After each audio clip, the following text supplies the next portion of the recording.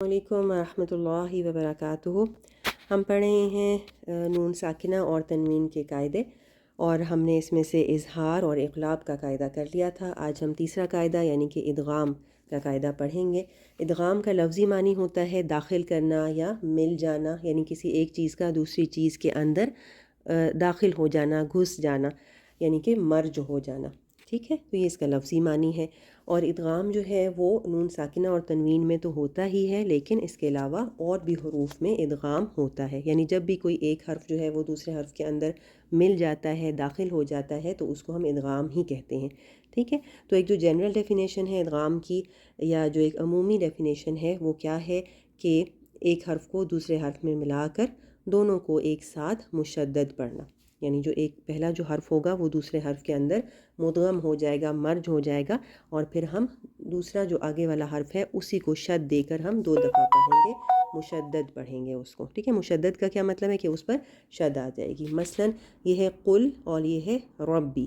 اب قل کا جو لام ہے یہ را میں مدغم ہو جائے گا، مرج ہو جائے گا۔ ٹھیک ہے، تو ہم لام کو نہیں پڑھیں گے بلکہ ہم را کو شد کے ساتھ 2 دفعہ پڑھیں گے، یعنی را کو ہم مشدد کر کے پڑھیں گے۔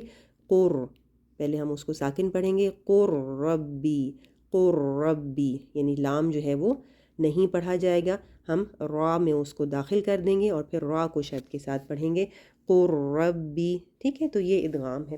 اب ہم آ جاتے ہیں نون ساکنہ اور نون تنوین کا جو ادغام ہے اس کو۔ ٹھیک ہے، اس میں کیا ہوگا کہ جو مدغم ہونے والا حرف ہے، یعنی جو مرج ہو رہا ہے، جو داخل ہو رہا ہے، وہ نون ساکنہ یا نون تنوین ہوگا۔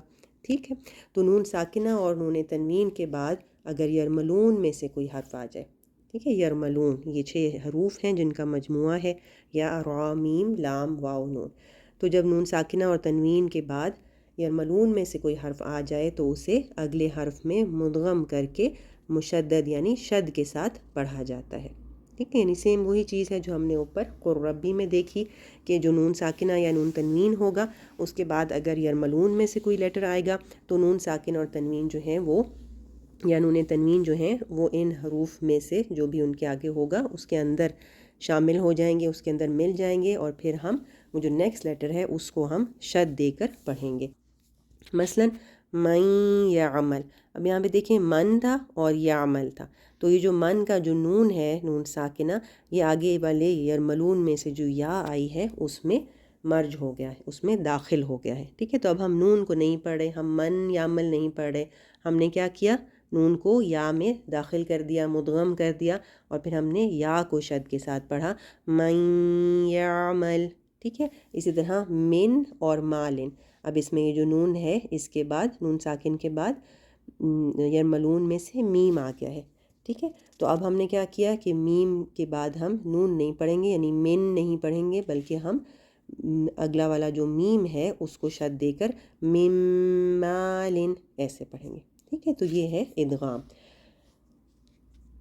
ادغام جو ہے اس کے حروف 6 ہیں، یرملون ان کا مجموعہ ہے، یا را میم لام واو اور نون۔ ٹھیک ہے، یہ 6 لیٹرز ہیں، اور ادغام کا قاعدہ یہی ہے کہ جب بھی نون ساکن اور یا نون تنوین کے بعد یرملون میں سے کوئی حرف آئے گا تو وہاں پر ادغام کیا جائے گا۔ ٹھیک ہے، اس سے پہلے ہم نے پڑھا تھا کہ اظہار کس پہ کیا جاتا ہے، جب نون ساکن اور تنوین کے بعد حروف حلقی میں سے کوئی آ جائے، اور اقلاب کب کیا جاتا ہے، جب نون ساکن یا نون تنوین کے بعد با آ جائے۔ ٹھیک ہے، اور ادغام کے لیے کون سے حروف ہیں، یرملون۔ اب ہم تھوڑا سا ادغام کی جو ٹائپس ہیں ان کو دیکھ لیتے ہیں۔ ادغام کی جو ٹائپس ہیں وہ 2 طرح سے کی گئی ہیں، ایک غنہ کے اعتبار سے۔ غنہ کے اعتبار سے اگر ہم دیکھیں تو ادغام جو ہے وہ 2 قسم کا ہے، ایک مع الغنہ یعنی جس میں غنہ کیا جائے گا، اور ایک بلا غنہ یعنی جس میں غنہ نہیں کیا جائے گا۔ ٹھیک ہے، اس کو ادغام بغیر غنہ بھی کہتے ہیں اور بلا غنہ بھی۔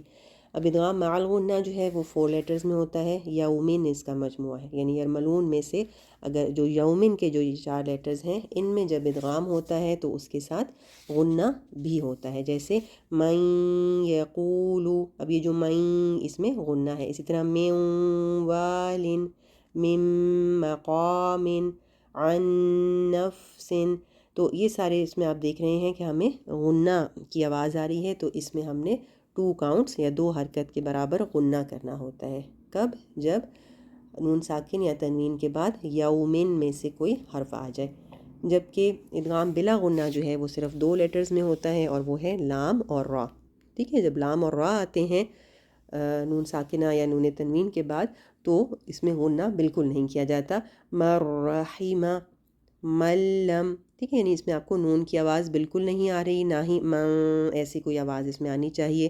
رحیمہ ایسے غلط ہو جائے گا. ہم نے بغیر غنہ کے مرحیمہ. اسی طرح لم ایسے نہیں کرنا، ملم ملم، ٹھیک ہے، اس میں نون کی آواز بالکل نہیں آئے گی. تو یہ تو غنہ کے اعتبار سے ہو گیا. اب ہم دوسری طرح سے ادغام کی جو تقسیم کی گئی ہے اس کو دیکھتے ہیں. یہاں پر آپ کو نظر آ رہا ہے ایک ہوتا ہے ادغام کامل اور ایک ہے ادغام ناقص. ٹھیک ہے، تو آپ نام سے بھی سمجھ سکتے ہیں. کامل کا کیا مطلب ہے کہ اس میں جو نون ساکن یا جو تنوین کا نون ہوگا وہ مکمل طور پر مدغم ہو جائے گا، مرج ہو جائے گا. جبکہ ادغام ناقص کا کیا مطلب ہے؟ جس میں نقص ہو، یعنی جس میں کچھ کمی رہ جائے. تو اس میں جو نون ساکن یا نون تنوین ہے وہ مکمل طور پر مرج نہیں ہوگا، مدغم نہیں ہوگا.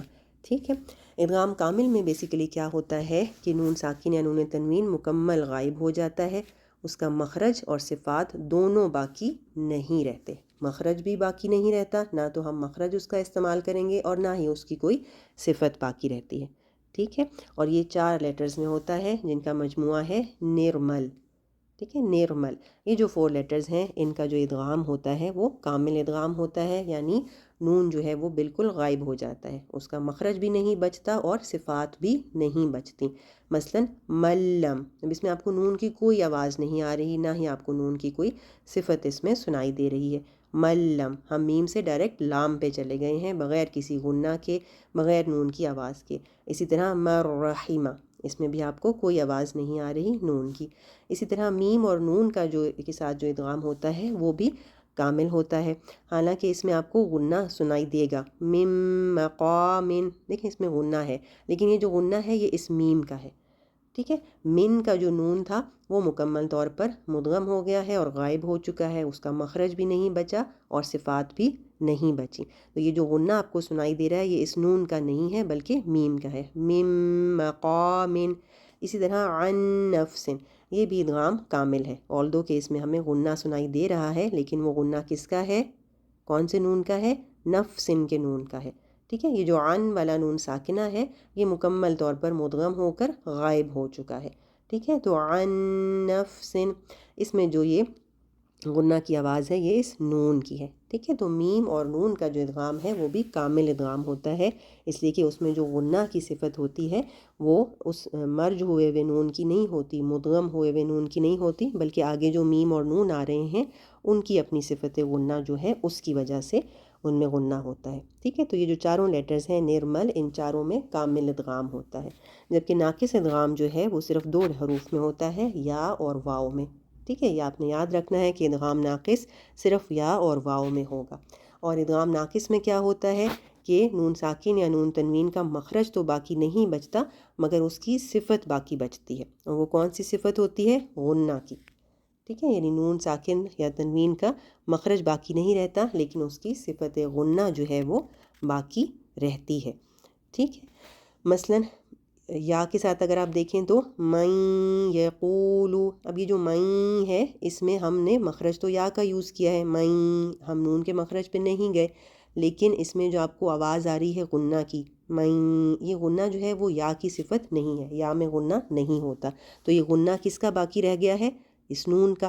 ٹھیک ہے، اس کا کیا مطلب ہے کہ یہ نون مکمل طور پر مرج نہیں ہوا، مکمل طور پر داخل نہیں ہوا، بلکہ اس کی صفت غنہ باقی رہ گئی ہے، اسی لیے یہ ادغام ناقص ہوا کیونکہ اس کی صفت غنہ بچ گئی. اسی طرح من والین، اب اس میں جو آپ کو غنہ سنائی دے رہا ہے وہ واو میں تو نہیں ہوتا غنہ، تو یہ جو غنہ ہے یہ اس نون کا باقی بچ گیا ہے، یعنی یہ نون مکمل طور پر مرج نہیں ہوا بلکہ اس کا غنہ باقی ہے، اسی لیے اس کا ادغام کیا ہے؟ ناقص ہے. تو یا اور واو میں جو ادغام ہوتا ہے وہ ناقص ہوتا ہے. ٹھیک ہے، تو یہ آپ نے یاد رکھنا ہے کہ ادغام ناقص صرف یا اور واو میں ہوتا ہے. ٹھیک ہے، باقی جو چاروں لیٹرز ہیں یرملون میں سے یعنی کہ نرمل، ان باقی چاروں میں ادغام کامل ہوگا.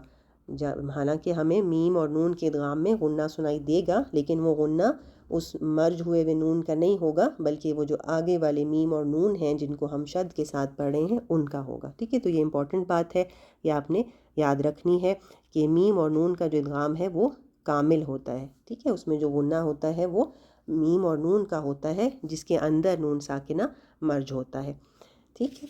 آگے ہم چلتے ہیں۔ ادغام کی یہی جو 2 اقسام ہیں، ان کو اگر آپ سامنے رکھیں تو اب ہمارے پاس جو ادغام کی ٹائپس بن جاتی ہیں، یعنی ان دونوں ہی اعتبار سے اگر ہم دیکھیں، کامل اور ناقص کے اعتبار سے بھی اور غنہ اور بغیر غنہ کے اعتبار سے بھی، تو کچھ اس طرح کی پکچر ہمارے سامنے بنتی ہے کہ جو ادغام کامل ہے وہ ہمارے پاس 2 طرح کا ہو جاتا ہے، ایک مع الغنہ اور ایک بغیر غنہ، ٹھیک ہے۔ یعنی ادغام کامل جو ہوگا وہ آپ کا مع الغنہ بھی ہے نون اور میم میں، اور بغیر غنہ یا بلا غنہ بھی ہے لام اور را میں، ٹھیک ہے۔ تو ادغام کامل جو ہے وہ مع الغنہ بھی ہے اور بغیر غنہ بھی ہے، جبکہ ادغام ناقص جو کہ یا اور واو میں ہوتا ہے وہ ہمیشہ غنہ کے ساتھ ہی ہوتا ہے۔ ابھی ہم نے اس کی مثالیں دیکھی، من یقول، من وال، ان میں ہمیشہ غنہ موجود ہوتا ہے، ٹھیک ہے۔ تو یہ آپ کے پاس اب 3 ٹائپس بن گئیں، کس طرح سے؟ ادغام کامل مع الغنہ، ادغام کامل بلا غنہ، اور ادغام ناقص مع الغنہ، ٹھیک ہے۔ تو یہ آپ نے یاد رکھنا ہے کہ جب بھی کوئی ادغام آپ کے سامنے آئے گا تو آپ نے اس میں 2 چیزیں دیکھنی ہیں، ایک تو یہ کہ اس میں غنہ ہو رہا ہے یا نہیں، اور دوسرا یہ کہ وہ کامل ادغام ہے یا ناقص ادغام ہے، ٹھیک ہے۔ مثلا اگر ہم اس کو دیکھ لیں ملم، ٹھیک ہے، تو آپ اس میں سوچیں کہ ہمیں پتہ چل رہا ہے کہ اس میں غنہ نہیں ہو رہا، اور کیونکہ نون کی کوئی بھی صفت باقی نہیں بچی تو یہ ادغام کامل ہے، تو ہم کیا کہیں گے کہ لام کا جو ادغام ہے وہ کیا ہے؟ ادغام کامل بلا غنہ، ادغام کامل بلا غنہ، ٹھیک ہے۔ تو یہ آپ نے یاد رکھنا ہے، نون اور میم ادغام کامل مع الغنہ، لام اور را ادغام کامل بلا غنہ، اور یا اور واو میں ادغام ناقص مع الغنہ ہوتا ہے، ٹھیک ہے۔ تو یہ ادغام کی اقسام اور اس کی ڈیفینیشن تھی۔ اب ہم انشاءاللہ تعالی نیکسٹ لیسن میں ادغام کی کچھ مثالیں کریں گے۔